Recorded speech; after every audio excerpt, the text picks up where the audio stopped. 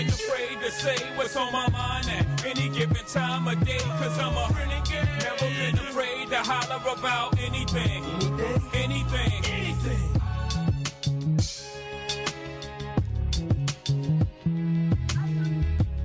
All right, welcome into the Sports Renegades here on SportstownChicago.com. I'm Ryan Stuprich. I'm Ryan Risky. Yes, Ryan Risky is here. He's calling in from New Jersey. How's New Jersey? It's going good. Visiting a friend. Figured I needed to call in today just because big Cubs news, trade news that broke. Of course. I mean, what else would we talk about? So, yeah, obviously, we know. I'm sure you all know the news by now. Jose Quintana was traded to the Cubs from the White Sox for Eloy Jimenez and Dylan Cease and a couple other prospects. What's your initial reaction to this, Ryan? At first glance, you're disappointed they gave up Eloy Jimenez. He has the potential to be a really good player. The Cubs are getting a guy with 3.5 years of control at about only $35 million, and that's what they needed. And it sounds like they gave up a lot. They gave up 4 single-A players. And, right, I mean, first glance, you look at Quintana's ERA and you think, oh, maybe they overpaid, and really they didn't, considering, this move wasn't made just for this year's run. It was made for, the next 3.5 years. Yeah, I think when you look at it, it's pretty cool how, he's under team control until after or through the 2020 season. So, I mean, that is really a good deal, and of course he doesn't cost that much, which is also a good deal as well. And it's sort of looking into the future for the next few years. You got a solid number 2 starter right there. Right, and and you're also getting as you said, the younger arm that they desperately needed. And and people had you had been wondering what are they going to do to try to get that kind of player, and they finally hit the trigger. And made a deal. Yeah, and of course a lot of people were talking about, maybe Kyle Schwarber would be traded, and I guess I heard a report on the radio today that, the Cubs may have offered Dylan Cease and Kyle Schwarber for Jose Quintana, and Rick Hahn said no, he really wanted Eloy Jimenez. So I don't know if there's any truth to that, but that's what I heard of a report earlier today. That's tough to say because when Theo Epstein and Rick Hahn both were talking in the press conference, they both said that the deal started with Jimenez and Dylan Cease, and if it didn't include those guys, it wasn't going to happen, and both guys knew that. And I think what the really funny thing about this whole thing is that Rick Hahn called Theo Epstein Sunday night. Right.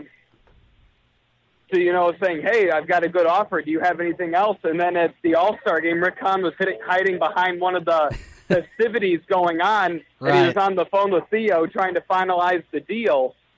And there had been multiple reports that Jose Quintana had thrown his last pitch with the White Sox, and a lot of people were just probably thinking, okay, yeah, that's probably right. He's going to go to the Brewers or the Astros or the Yankees, teams that had been in the long running. And then all of a sudden, out of nowhere, he goes to the Cubs. Yeah, and what's crazy about that is there was not one rumor, not one trade bit about that. And because of that, it was the team's Twitter accounts that broke the trade, and I think everyone was stunned. And if you look at the Twitter handles for all the top reporters, like Ken Rosenthal, John Heyman, Jeff Passan, they were all stunned. This came out of nowhere. Not one person was expecting it. Yeah, I mean, exactly right. And, of course, this is the first trade that the Cubs and Sox have made since 2006 when Neil Kotz went to the Cubs and David Aardsma went to the White Sox. That was kind of a nothing for both teams there. Not a very interesting trade, not when you compare it to this. This is, this is the most exciting trade that they've made since, I guess, Sammy Sosa went to the Cubs from the White Sox in '92. But, of course... Right, and this is pretty good. This is probably going to go down as the biggest trade ever between the two teams. It's hard to imagine it getting any better because when Theo Epstein said they were discussing Chris Sale in the offseason. Rick Hahn said it had to start with Chris Bryant, and we all know that wasn't happening. Yeah, no, obviously not. So now we're looking forward to the second half. The Cubs are in Baltimore tomorrow, and hopefully they can take at least 2 out of 3 there and get on the right track. I saw on Twitter that Jose Quintana will start Sunday in Baltimore, so that'll be exciting. It hopefully jumpstarts this Cubs team. They're 5.5 back in Milwaukee, and they prevented Milwaukee from getting Jose Quintana, which was good. So right. I think hopefully this jumpstarts the team. Right, and this move wasn't made just for this year. It was made for the next 3.5 years. Yep. And it also keeps other teams from getting him. And hopefully this ends the narrative that there can't be any more cross-town trades. Right. Because if the deal makes sense for both clubs, there's no reason that it shouldn't be done.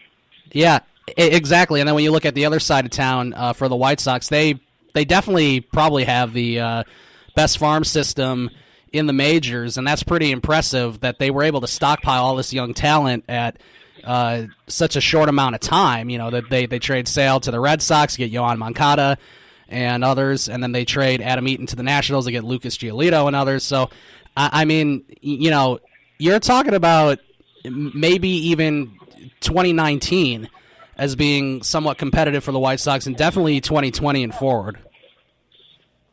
Right. I mean, you can know that starting rotation can be really, really deadly. And now they're getting the position players that they needed. Now that they have Yohan Moncada and Eloy Jimenez in their system, both guys have tremendous potential to be superstars one day. Yeah, they do, and I mean it's going to be pretty exciting for both teams, and of course it's a win for both teams. We all know that, but it's just it's very exciting because the Sox are struggling obviously, and they're rebuilding, but now this is going to garner a lot more interest for them, and for the Cubs, hopefully it shores up the starting rotation because of course a lot of the pitchers have struggled this year. I guess our best consistent pitcher all year has been Lester, but even he has struggled a little bit. So when you think about Lester, Quintana, and Arrieta and Hendricks, and then Lackey / Mike Montgomery, I don't know what they're going to do with Lackey. Any thoughts about John Lackey? Right now, I think they're just going to continue to ride it out. I mean, right now, it depends what else they do at the deadline. I know David Kaplan tweeted out that right now they're potentially looking at Justin Verlander, Jeff Samardzija, and Kevin Gausman from the Orioles. Wow. And Gausman would represent another cost-controlled starter, and maybe someone they could get at a little bit of a bargain considering he's had such a down year. I mean, this isn't just like Quintana where he's got an ERA, at 4.49 right now. Gausman's ERA is over 6, and he has had trouble getting through the fifth inning a lot of times. Yeah, I mean, absolutely. Could you imagine if Jeff Samardzija came back to the Cubs? That would be pretty crazy. Right, and it's hard to imagine that they'd be giving up more than what they got in return for him, because they're not going to be trading away an Addison Russell type player because they don't really have the prospects to do that anymore now that Jimenez and Cease are gone, and they're not going to be trading from the major league level unless maybe Kyle Schwarber goes, which at some point he might have to, just because it looks like Ian Happ is playing so well. And he looks like he could be a future left fielder for the team, and there has been reports that the Cubs have talked Schwarber for Michael Fulmer or Schwarber for Daniel Norris with the Detroit Tigers. Right. So I mean, there's a lot that could happen, and it's interesting that this happened before the trade deadline too. So Quintana will get a couple starts before that even happens. So it's obviously a pretty exciting time for both teams. I just have one last thing to say, I guess, and that is if the Cubs do make a big postseason run yet again this year, and they end up facing like the Astros in the World Series, it would be pretty exciting because you got two teams that sort of started from the ground up, and the Cubs will be trying to repeat, and the Astros will be trying to win their first World Series. So I think it could be really exciting this year because there's a lot of good teams in baseball. Right, and part of what could happen in the second half really is going to depend on the pitching staff. It's that one key guy is going to be Jake Arrieta. Like, can he regain, his first half of 2016 or his second half of 2015 form, or get relatively close to that level again? Because that'll just help out the pitching staff in addition to the Quintana trade. For sure. All right, Ryan. Enjoy New Jersey. When are you coming home? I will be back Sunday night, so we'll be back on next Thursday. Sounds good, Ryan. All right, have a good night. All right, you too. All right, thanks. And that was my co-host, Ryan Risky, joining us on Sports Renegades.